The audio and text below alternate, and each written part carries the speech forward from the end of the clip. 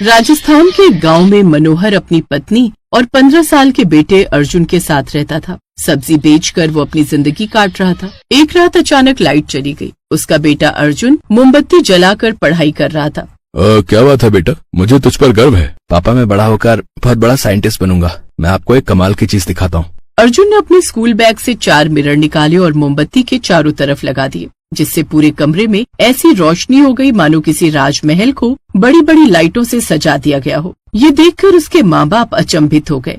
क्या बात है बेटा, अब तो मुझे यकीन हो गया है कि तू बड़ा होकर साइंटिस्ट बनेगा ही। खैर, सभी सो गए। अगली सुबह उस मोहल्ले में पानी का टैंकर आया। सभी लोग अपने घरों से बड़े बड़े ड्रम लेकर पानी लेने पहुँच गए। भाई साहब, आज टैंकर आने में इतना लेट क्यों हो गया भाई? अरे क्या करूं, गर्मी में लाइट बहुत कटने लगी है। पूरे मोहल्ले ने उस टैंकर से पानी भरा और अपने अपने घर लेकर चले गए। ममता, मैं सब्जी मंडी जा रहा हूँ सब्जी लेने, और अर्जुन तुम स्कूल चले जाना, ठीक है? ठीक है पापा। मनोहर सब्जी मंडी पहुँच गया। वहाँ पर उसने सब्जी खरीदी और ले आया। पहले खाना खा लीजिए, बाकी काम बाद में कीजिएगा। ममता, पहले मैं नदी में नहा कर आता हूँ, ये पानी बचा कर रख लो। मनोहर नहाने के लिए पास की ही नदी में गया। ये नदी तो दिन ब दिन गंदी होती चली जा रही है। खैर कोई बात नहीं, मैं नहा लेता हूँ, इतनी भी गंदी नहीं है। खैर, और नहाने के बाद वो घर आए। खाना पीना खाने के बाद सारी सब्जियां अपने ठेले पर लगाई और भरी दोपहरी में सब्जी बेचने वो अपना ठेला लेकर निकल गया। ताजी ताजी सब्जी ले लो, ताजी ताजी सब्जी ले लो, ताजी हरी सब्जी। तभी कुछ औरतें उसके पास सब्जी लेने आई। भाई साहब, जल्दी से 1 किलो पालक, 2 किलो आलू और 1 किलो प्याज दे दो। मुझे भी 5 किलो आलू दे दो। हाँ, बस अभी देता हूँ। मनोहर ने उन लोगों को सब्जी दी। ऐसे ही मोहल्ले मोहल्ले जाकर वो पूरी दोपहर सब्जी बेचता रहा। गर्मी की वजह से उसका चेहरा और आंखें लाल हो गई। तभी उसका बेटा अर्जुन स्कूल से घर आ रहा था। उसने अपने पिता को दूर से इस हालत में देख लिया। मेरे पापा मुझे पढ़ाने के लिए कितनी मेहनत करते हैं। काश मैं जल्दी बड़ा हो जाऊं और अपने पापा की मदद कर पाऊं। तो ऐसे ही दिन बीत रहे थे। फिर एक रोज सारा मोहल्ला इकट्ठा हुआ।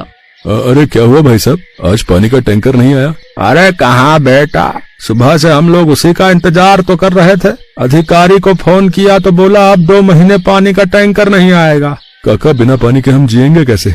इस नदी का पानी तो हम पी भी नहीं सकते, न इससे खाना बनाया जा सकता है। अब तो बस एक ही तरीका है बेटा, यहाँ से 5 किलोमीटर दूर सरकारी पानी आता है। हमें अपनी बाल्टी ड्रम लेकर जो है वहीं चलना होगा और वहीं से पानी लाना होगा।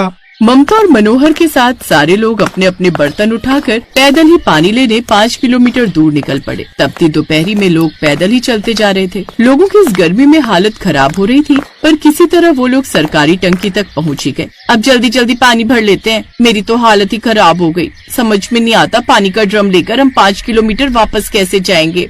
अरे बहन जी, हमारे पास अब दूसरा कोई रास्ता भी तो नहीं है। तो इस तरह सारे लोगों ने अपने अपने बर्तनों में पानी भरा और सिर पर रखकर एक बार फिर से अपने घर की ओर चल पड़े। चलते चलते अचानक बूढ़े काका की हालत खराब हो गई और वो वहीं बेहोश हो गए। सारे लोगों ने अपना अपना पानी रखा और काका के चेहरे पर पानी डालकर उन्हें होश में लाए। अरे काका, क्या हो गया? अगर आप थक गए थे तो बता देना चाहिए था। थोड़ा आराम करने के बाद हम आगे का सफर तय करते। मनोहर बेटा, पता नहीं अचानक कैसे चक्कर आ गया, मेरा पूरा पानी भी बर्बाद हो गया। मैं अब दोबारा जाकर पानी ले आता हूँ बेटा। रहने दीजिए काका, हमारे पास 2 ड्रम पानी है, एक आप ले लेना। खैर, धीरे धीरे चलते हुए सब लोग वापस अपने गांव पहुंच गए। ममता ने अपना पानी काका को दे दिया और सारे लोग अपने अपने घर चले आए। ममता, इस गर्मी में पानी की इतनी बड़ी समस्या हो जाएगी, ये तो हमने सोचा भी नहीं था। पुराने दिन याद आ गए जब राजस्थान में लोग मीलों दूर पानी लेने जाया करते थे। तो इस तरह ये अब रोज का काम हो गया था। सारे लोग बाल्टी या ड्रम लेकर 5 किलोमीटर दूर जाते थे और पानी लेकर पैदल ही आते थे। एक रोज मनोहर सुबह सुबह मंडी निकल गया। ममता अकेले ही गांव वालों के साथ पानी लेने चली गई, लेकिन रास्ते में उसे भी चक्कर आ गया और वो बेहोश होकर गिर गई। अरे ममता, अरे ममता बहू को क्या हो गया? देखो जरा, क्या हो गया? उसके चेहरे पर पानी डालकर होश में तो लाया गया, लेकिन अब उसकी हालत इतनी खराब हो चुकी थी कि वो चल भी नहीं पा रही थी। किसी तरह उसे धीरे धीरे उसके घर में अर्जुन पहले से ही मौजूद था। अपनी माँ की हालत देखकर उसने गांव वालों से पूछा, क्या हो गया मेरी माँ को? क्या हुआ? बेटा, हर रोज किसी न किसी की हालत तो खराब हो ही जाती है। इतनी दूर पीने का पानी लेने जाना पड़ता है। बेटा, अपनी माँ का ख्याल रखना और कुछ दिन इन्हें पानी लेने मत जाने देना। अपने पापा को ही भेजना, हम लोग चलते हैं। हाँ, सारे लोग वहाँ से चले गए। माँ, आज के बाद आप पानी लेने नहीं जाओगी?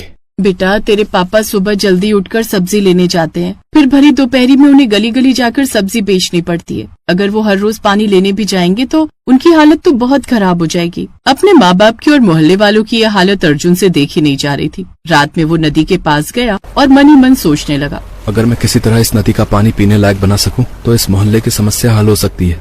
अगले दिन अर्जुन जब स्कूल गया तो वो सीधा अपने प्रिंसिपल के ऑफिस पहुंच गया। उसने अपने गांव की समस्या और अपना सोचा हुआ प्लान प्रिंसिपल साहब को बताया।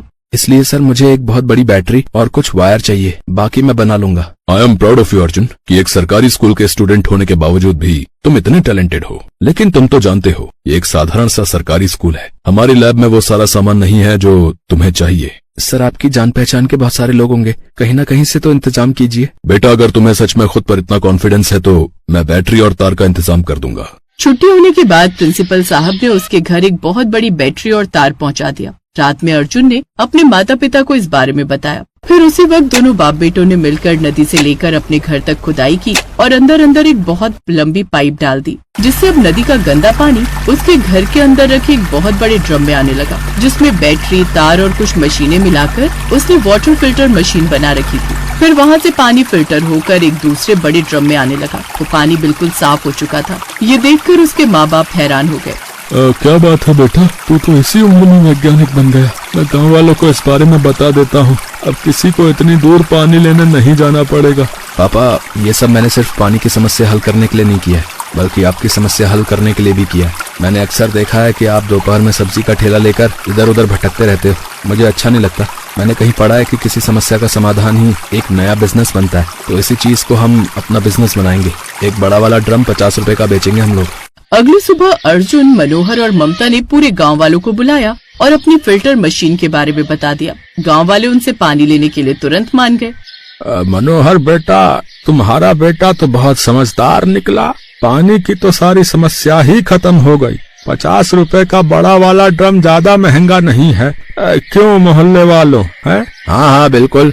तो उस दिन के बाद मनोहर और अर्जुन मिलकर सैकड़ों पानी के ड्रम बेच देते थे। अब मनोहर ने अर्जुन के कहने पर सब्जी बेचना बंद कर दिया, क्योंकि एक दिन में ही पानी बेचकर वो लोग हजारों रुपए कमा लेते थे।